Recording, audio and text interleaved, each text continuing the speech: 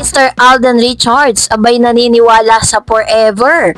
At sino nga bang sinabihan na mananatili siyang loyal dito? Ano nga ba ang nakapaloob sa balitang ito? But before that, if you haven't subscribed yet to my YouTube channel, please don't forget to like, share, and subscribe at hit mo na rin ang notification bell for more showbiz updates. Of course, bago tayo magsimula sa ating updates for today's video, nais kong pasalamatan po kayo for always watching and trusting this channel. Thank you so much. Inyong palagi ang panonood at palagi ang pagsubaybay sa mga updates po natin. Maraming salamat po. This time, eto na, no, pag-usapan po natin si Mr. Alden Richards dahil base po sa kanyang mga interview that year 2024, half of 2024 up to 2025, kalahati ng taong ito, talagang masasabi natin na dumaan si Mr. Alden Richards sa katakot-takot na pagsubok, no? Una sa kanya pong karera, pangalawa sa kanyang pinansyal. Inamin po niya na talagang may mga taong ni-scam siya, niloko siya.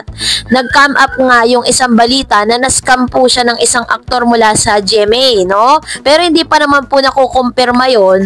Pero tila baga sa mga sinasabi niya, dun po yun na yun yung tinutukoy niya na talagang downtime ni Mr. Alden Richards. So kasabay po nito is talagang tumabo po siya nung nagkaroon sila ng chance si Miss Catherine Bernardo na makagawa na po ng isang blockbuster movie ng Hello Love Again. Doon po talagang parang nag-boost yung kanyang confident na kaya niya pa rin talaga na magkaroon ng isang historical movie na talagang titingalain ng maraming Pilipino, hindi lang dito sa Pilipinas, maging sa abroad. So kilalang kilala po si Alden Richards at on the side, kasabay nito ay nagdidirect din po siya ng mga international film at the same time nagpo-produce din siya ng mga concert dito sa Pilipinas.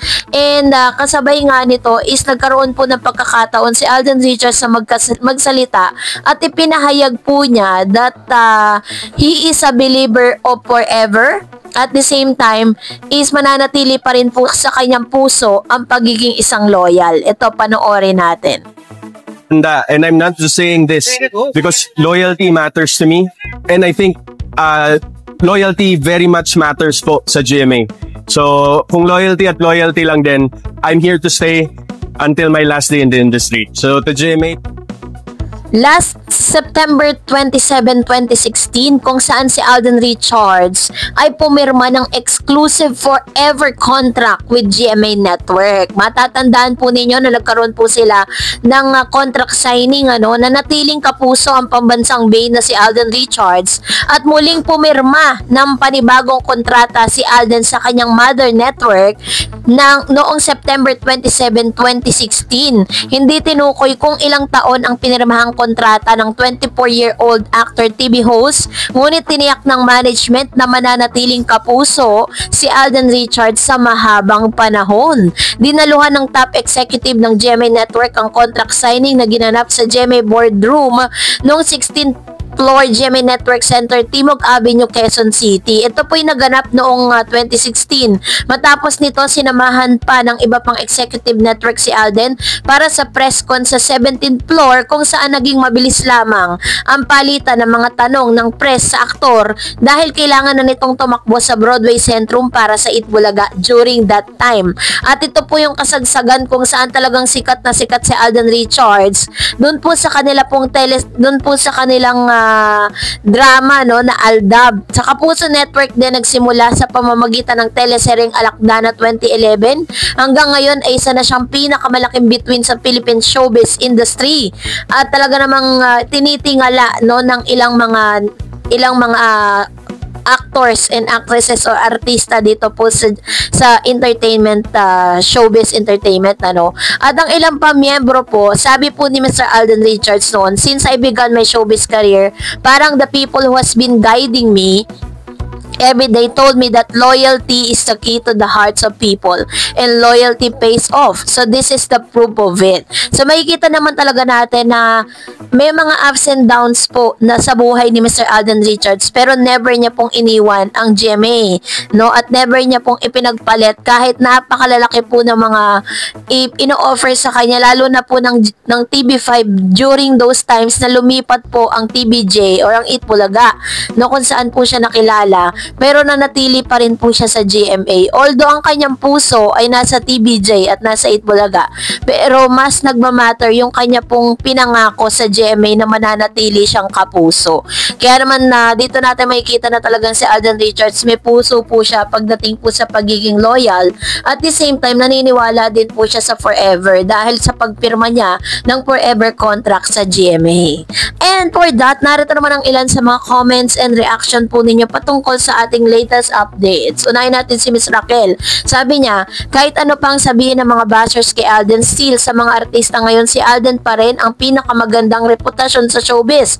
Kasi halos lahat ng artista ng ABS-CBN ngayon, puro mga red flags at may scandal. Sa GMA, walang mga issue ang talent. Sa GMA, hinahayaan nilang sagutin ng mga talents kung may gusot o kinaharap na problema para maayos agad ang issue. Samantalang sa ABS-CBN management, pinagtatakpan pa yung mga issue baho ng mga talents sila imbis na resolbahin ang problema, deadma ang ABS management. Para sa pera, manloloko sila. Yan ang observation namin bilang manonood. Ayan. So ito naman yung kanyang observation na yan po ay kanyang opinion lamang. So kayo na po, may kanya-kanya naman tayong opinion at kanya-kanya tayong take kung paano po natin tinitake, no, yung mga nakikita at napapanood natin sa television, maging sa social media. So yan yung kanyang opinion, so let's respect to that. Another one, sabi po ni Ma'am Shi Gloria Parmasa, sobrang mahal ng tao si Alden Richards, di mo lang naririnig mga usapan ng mga tao, kikilabutan ka, sobrang sikat si Alden Richards, kausapin, sobrang mahal si Alden Richards ng tao, bata man, dalaga, binata, may asawa, may jowa, matanda, lahat nagmamahal kay Alden kasi mabuting tao siya. Sana makarating siya sa totoong relihiyon ng Diyos Ama. Sana loobin ng Diyos kasi sumusunod siya sa utos ng Diyos. Actually, si Alden Richards, very religious po siya ngayon. At the same time, yun talaga yung kanyang takbuhan ngayon eh. May mga chance na nakikita po siya at namamataan na uma-attend po siya ng mga Christian churches. At talagang every now and then, sa kanya pong IG account, lagi po siya nag-share ng mga word of God. At nakikita natin talagang doon niya po na parang ini-spend yung mga days and times niya. No, na talagang parang may something si Alden Richards na doon niya lang talaga natagpuan, ano. Sabi po ni Miss Wilma, hi, good evening Miss Celeb. Marami kasing vloggers na gumagawa ng fake news. Basta ako, Miss Tarot, wala ako sa secret relationship nilang dalawa. Sapat na ako sa salita. In what you see is what you get. Miss Celebrity, I love you both, cut din. Ayan, salamat Ma'am si Wilma Lagasca sa inyo pong komento, ano. Kasi si Alden Richards, napaka, secretive. Never po yan aamin sa ano pa mang mga tinatanong ng media. And there are times na talagang dinededma niya lang yung mga tanong tapos iniiba niya para make sure na talagang ayaw niya kasi na yung privacy, 'di ba? Ayaw niya na mag-go beyond yung ilan sa mga media, reporters, diba, vloggers na talaga nakikialam dun sa kanyang personal na buhay. So this time is natuto na si Alden Richards sa kanyang mga experience. Kaya let's give them privacy na lang. Sabi po ni Miss Anastasia Malavo, siguro nga mas mabuti pa si Mayor kasi kahit malayo nabigyan ng oras si Catherine. Si Alden habang may movie lang sila ni Catherine, kunwari nasa puso isip niya yon pala, ginagamit lang si Catherine. Kilala natin ang pamilya Alcala, malapit kami sa lugar nila, maayos ang pamilya niya, gaya rin ang pamilya ni Bernardo. Mayaman din sila, kung may mayor matatagpuan ni Catherine na siya ay mamahalin at di tatanggi. Masaya na ako. Kaysa kay Alden, kita naman natin kung paano siya pumulopot sa mga babae. Si Mayor may respeto sa sarili at sa babae, kaya nagustuhan siya ni Catherine. Ayun, so ito naman yung kanyang opinion patungkol dito, ano. So, si Alden Richards kasi very sweet talaga yan and caring. Lalo-lalo na po sa mga friends niya. Kaya minsan nami-misinterpret na ng ilang mga fans, ano? At parang may mga selosa ding fans. Nagsiselos po sila kapag nakikita nilang merong yiniyaya po si Alden. And another one, sabi ni Ma'am Chilinda, common sense lang, gusto niyo kasi agad-agad magsasabi ng mali o tama. Sikat dyan, basta-basta alam niya na sobrang chinichismo sa mga bashers.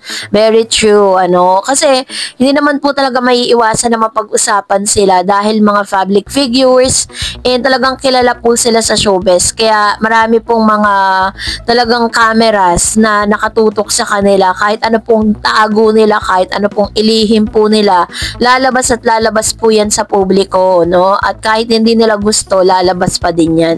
Sabi po ni Miss Anastasia, meron talagang gagamit lang pag nasa taas ang iwan na. Kaya tuloy marami na wala ng paniniwala sa kanila. Catherine ay matinong babae at yung mga kung sino-sinong kinakabit kay Kat, si Alden patay mali siya lang siya. God, alam nyo kung sino ang mas makagagawa ng mabuti kay Catherine. Yan, so ito yung kanyang komento, ano. Hindi na masyadong halata si Ma'am Anastasia na masyado siyang bitter kay Alden Richards. I don't know why. Masyado siyang maraming negative things na sinasabi towards Alden. So that's it for today. For more videos and updates, please don't forget to like and subscribe, and please don't forget to follow my Facebook page, Dar Eds TV. God bless everyone!